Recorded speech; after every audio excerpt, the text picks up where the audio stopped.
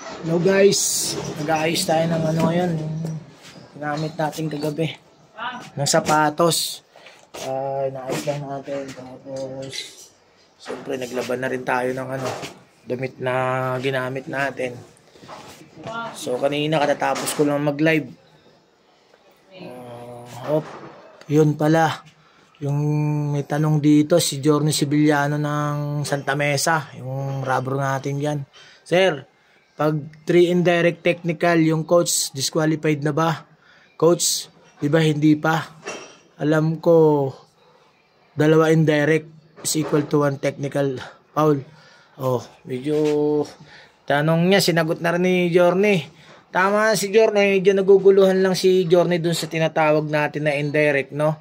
Doon kasi sa Article 36.2.3, nakalagay dun yung remainder of the game kapag 2 technical dun sa coach, game disqualification na siya. So dun pagka meron namang 2 indirect tsaka 1 direct sa coach, disqualify na rin yung coach.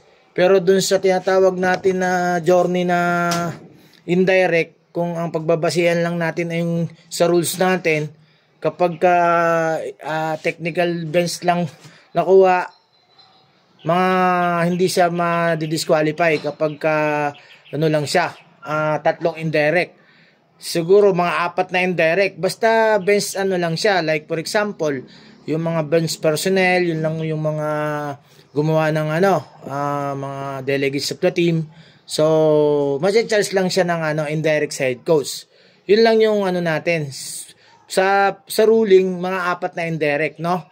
Pero kapag ang nangyari 2 indirect, charge nga doon sa bin na tinatawag natin sa benches, tapos may isa pang gumawa ng, for example, yung excluded player, yung na-disqualified na player, excluded na siya pero nagkaroon ng commotion o fighting sa game, pumasok sa bigla, so ma-charge siya ng disqualification.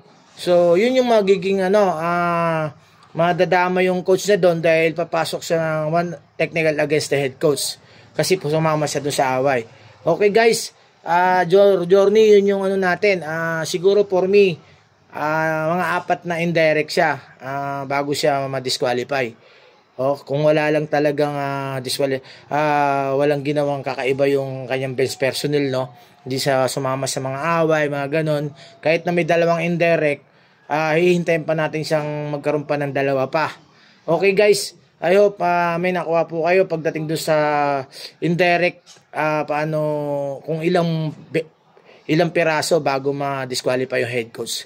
Okay guys, thank you very much and God bless you all and be safe always. Bye-bye.